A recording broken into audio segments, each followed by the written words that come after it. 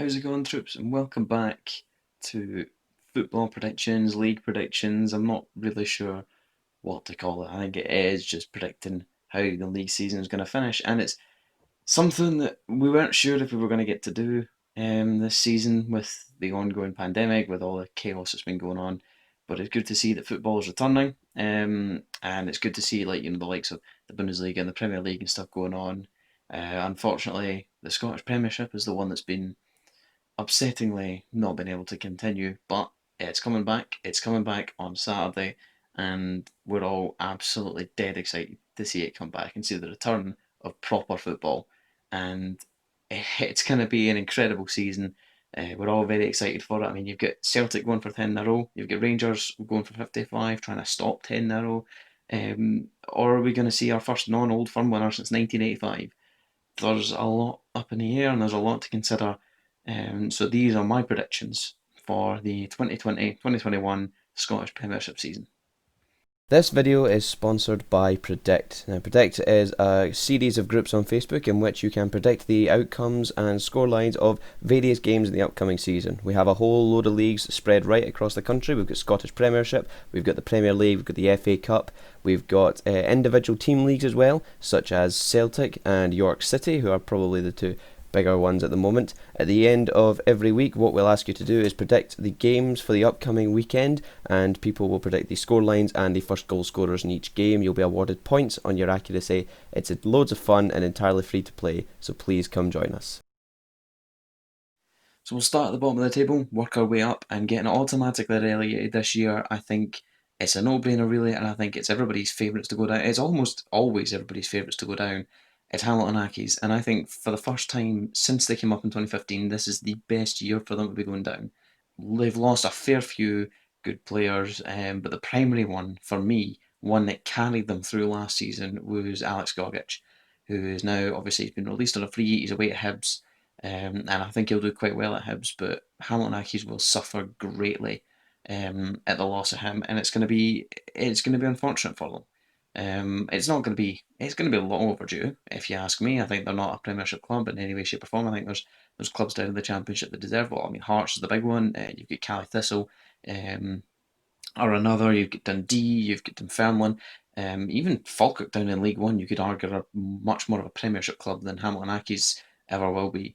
So I think it's long overdue that we see Accies go back down to the Championship. Players to watch out for. Probably David Templeton will be one. He'll be. I wouldn't say banging in the goals, but I think he'll definitely be their top scorer come the end of the season. Another one to watch is a wee youngster who came from them, Lewis Smith, who looks he's been really really good over the last season, and I think there's a lot of promise for him, and I think he'll go quite far in the game. So they are probably the two players to watch out for. But Hamilton Accies in 12th there. In 11th place, I've gone with St Mirren. So St Mirren will be the team in the relegation playoffs, and I reckon there's a chance they'll go down as well. If my predictions are to come to fruition, and who I think will finish in the top four in the Championship will be battling it out, I reckon of the three teams who will be in the promotion playoffs, St Mirren could potentially lose to all three of them in those playoffs. I think there's a lot of promise for these clubs to come up, and I think St Mirren have been very fortunate over the last sort of couple of years, and the way that they've played and the way that they've been managed as to how fortunate they've been to stay up. I think there's a lot of sort of uncertainty surrounding the club, and I think one of the big things that they're missing out on was the failure to sign Craig Gordon, who I think would have been essential to their survival. And I think is it Jack Alnwick they've signed is still a decent signing for them, which is why I don't think they'll finish bottom. I think they'll finish 11th, but I don't think he'll be enough of a game changer in the same way that Craig Gordon would have been. And as a result, I think that St Mirren are going to suffer, and they're going to finish in 11th place. Players to watch out for: Jonathan Obika was fantastic last season, was their top scorer, I believe, and will probably continue on that form this season. Looks very, very strong. Another one who's currently injured at the moment, which is going to be unfortunate for them, but it's Kyle McGuinness, who is their captain. He's a superb player, and has done very, very well with St Mirren, but again, won't be able to do enough to keep them up. So 11th place, St Mirren. In 10th place, I've gone with formerly Tommy Wright's St Johnstone. Tommy Wright's been in charge of St Johnstone for so many years now. It feels weird that he's no longer at the club, and I think that because he's now gone, St Johnstone are going to suffer as a result, which is why I've got them as low as 10th. Um, I don't see them doing well. They've got a youthful team, which is good, and it's going to be good for the future. But the problem is, it's inexperienced. It's not as strong as they'd like it to be, and I think there's still a lot of holes in there. Plus, they've lost a couple of good players, Dre Wright being one of them, and I think that it's going to take a lot for them, especially when they don't have like a proper goal scoring superstar up top. Because O'Halloran can't really be back in the goal. Stevie May hasn't really found his form since leaving St Johnstone the first time. Chris Kane is good, but he can't carry the team. He can't do what is required to take St Johnstone up into the top half of the table again. So I think it's going to be a while before we see St Johnstone causing any threats and trying to get into the top six and whatever. But a player to watch for at St Johnstone would be Ali McCann, who was again another fantastic outfit last season. Ali McCann was superb. I think he's got a lot of promise. Definitely looks like someone for the future and someone to watch out for. In ninth position, I've gone with newly promoted Dundee United. Now this was a bit of a debate for myself. I wasn't sure whether to put them in ninth or 10th. But my thought process was that St Johnstone were going to fall so hard because of Tommy Wright that Dundee United were going to be able to capitalise on that. And I think that we'll see that when Dundee United and St Johnstone play each other on opening day of the season.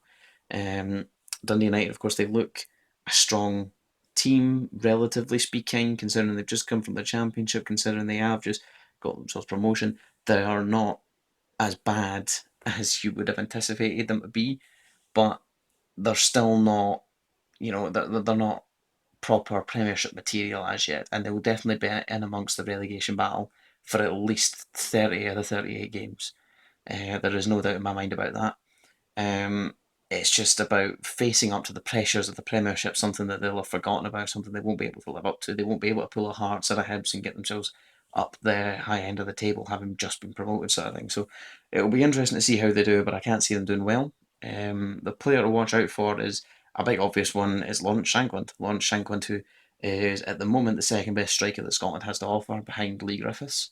Ollie McBurnley just I don't know what it is that people like about him. I don't know why. Maybe it's just the fact he's got a physical presence up front. But the problem is, as a striker, you need to bag goals, and McBurney can't do that.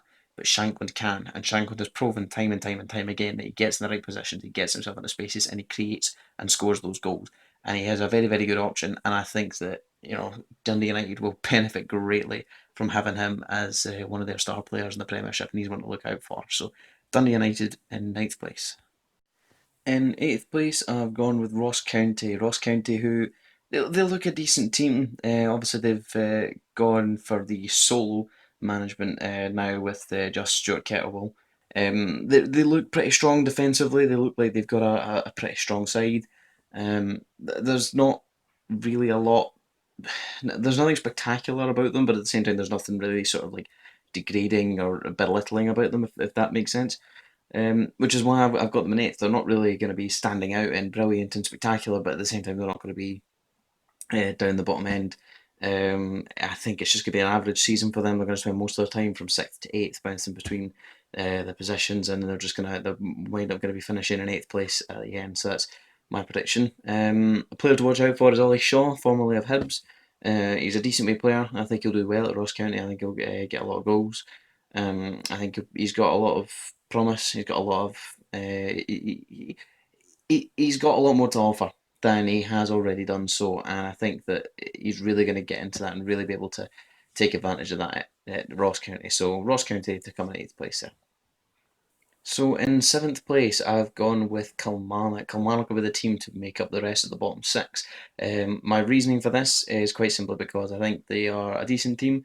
They obviously appointed Alex Dyer as the permanent manager after he was the temporary boss following the sacking of Angelo Alessio, which I thought was a rather odd decision. I didn't think he'd done particularly badly. I think it speaks volumes. Obviously, he's come in. Obviously, Steve Clarke, with the success that they had under him, they were never going to be able to emulate that again. And Alec Dyer, I think, is going to take them back to a position where you'd sort of expect them to be about mid-table Premiership. They're a decent team, but they're nothing special. I think they're playing well. They started to throw some good performances together towards the end of the lockdown. So I reckon we'll see some decent things from them this season. Maybe a couple of big shocks, but and perhaps a decent run in the cup as well. Who knows? But yeah, seventh place finish for Kilmarnock, just missing out on a top six spot. Uh, Players to watch out for probably Stuart Finlay is probably the big one as well, former Celtic youth, but he has been superb over the last couple of years for Kelly. So a lot of promise for him, and I think that Kelly will do well to keep a hold of him. The first team in the top six is a team that I've got a bit of a soft spot for. It's Livingston. Livingston, who have been fantastic, really, since getting promoted. They came out through the playoffs, got Partick Thistle relegated, and have been superb since then. You know, they've really shown that they are a good team, that they can put some performances together and they can get some good results. And obviously, this fifth place finish this season, which was absolutely fantastic. You know, despite the fact, yes, the season was ended and there's an argument that they wouldn't have finished in fifth, they would have actually finished sixth come the end of the season.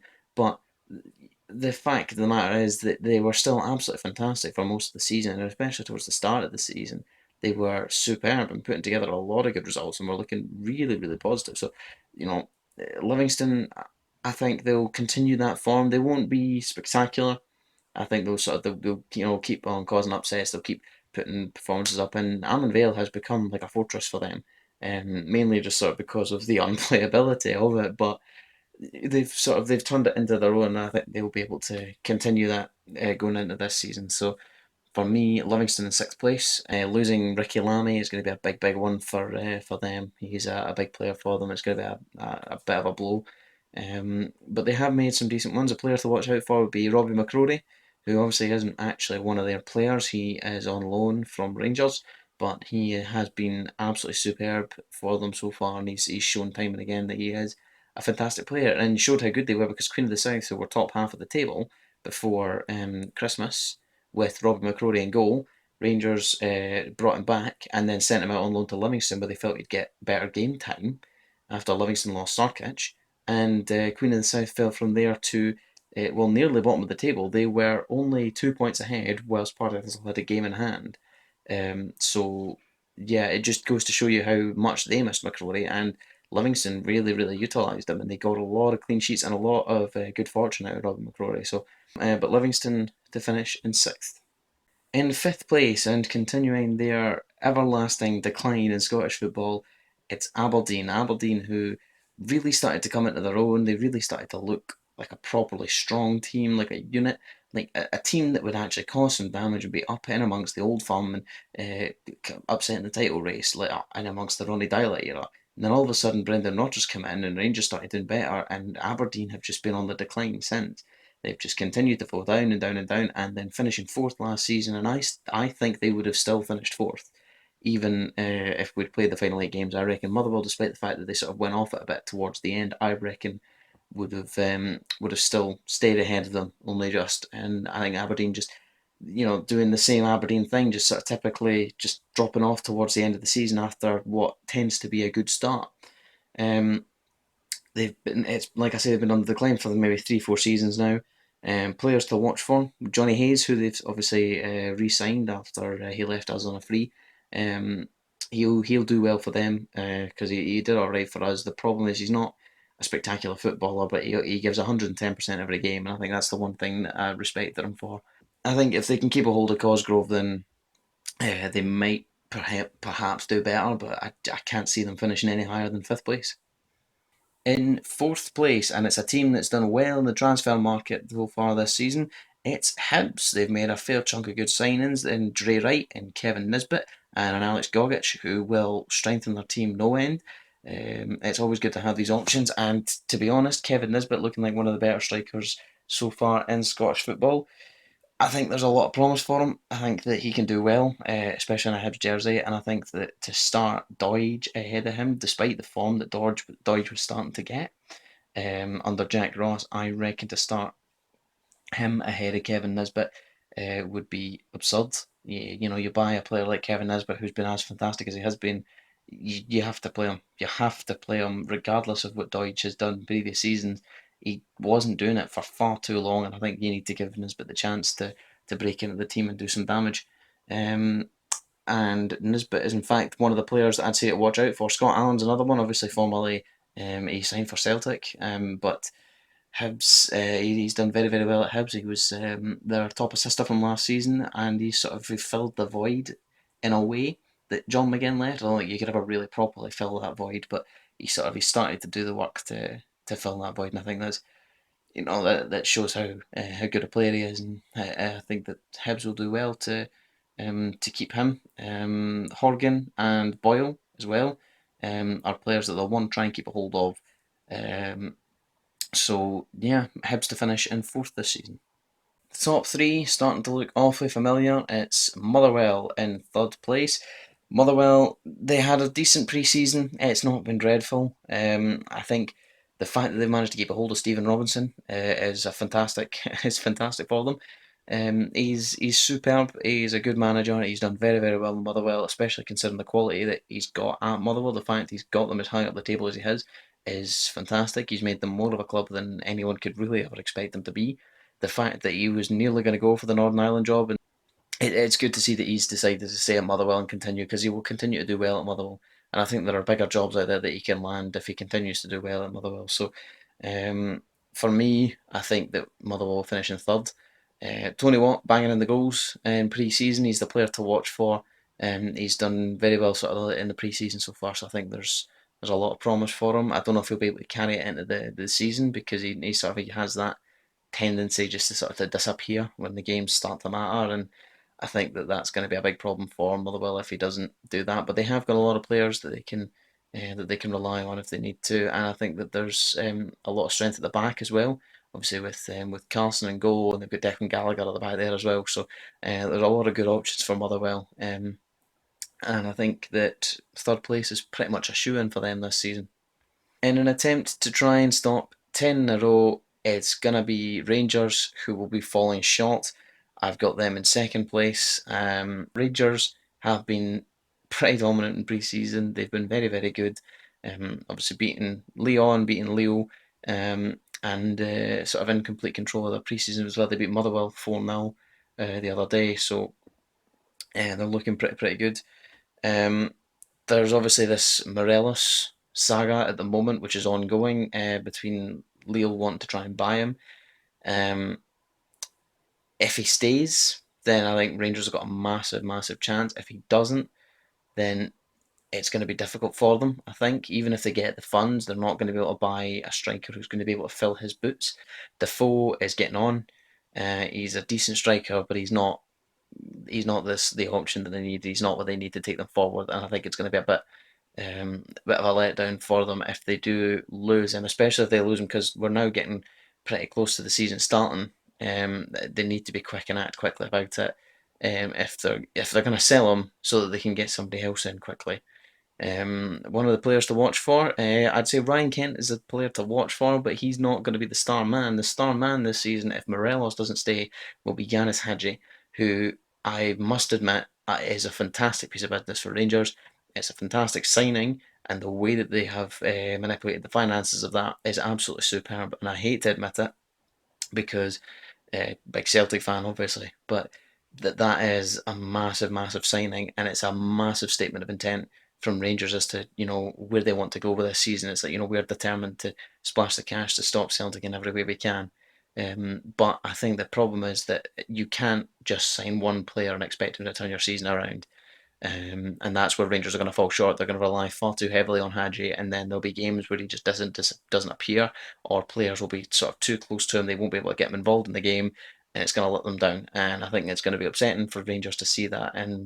But it's the fact, it is what it is. So yeah, Rangers to finish in second this year. And of course, it's the 10 in a row champions. It's Celtic who will be top of the table come the end of the season. Strong, capable team. Neil Lennon has done a magnificent job with them to turn them around since sort of the last season with Rodgers, where we started to drift off a bit. We got a little cocky and we weren't really 100% sure. And then last season, I don't know what happened, but he just kicked us into another gear. We were absolutely superb. We've made some good signings as well. Julien is a big one. He's 27, but he's still like a massive one for the future. I reckon there's still a lot of good players coming through. Kanamoko Dembele looking fantastic. Um, You've got a lot of these players coming back to fitness as well. Griffiths has now returned as well, so when it looked like it was a bit unsure about his future, he's looking like he's coming back. Edward's a bit worrying. Ellie Nusu back on loan looks absolutely sensational, mind-blowingly brilliant.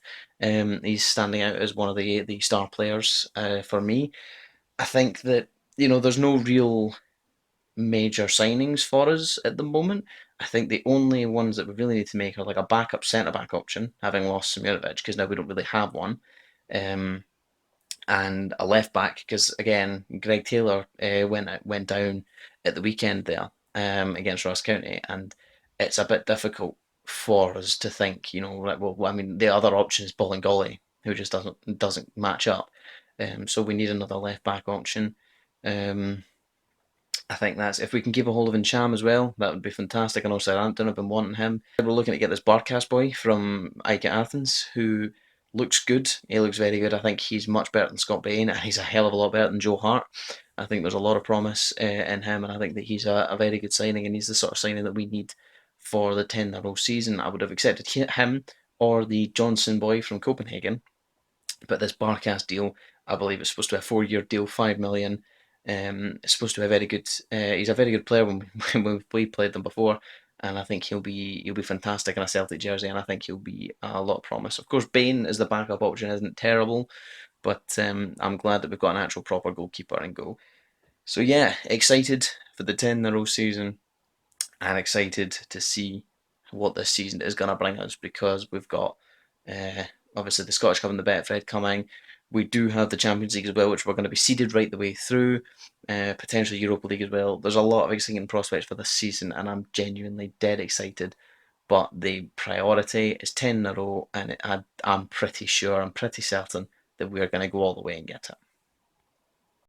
So those are my predictions for the upcoming 2020-2021 Scottish Premiership season. Um, do you agree? Do you disagree? What are your thoughts on it? Let me know. I think it's going to be an exciting season at least for the top end of the table and even in the relegation battle and stuff. And I think the Championship is one to pay attention to as well because obviously with Hearts going down there, you get Inverness, Dundee, Ayr United doing well, Dunfermline. Lots of clubs who can offer a lot and can pose a big threat to the top end of the table. So it's going to be exciting regardless, and I think it's something to look forward to. And I'm dead excited with it starting again back on Friday because I've missed it. I've missed it greatly. But yeah, thank you all very much for watching. Please let me know your own predictions below, and yeah, here's to football coming back. Catch you after.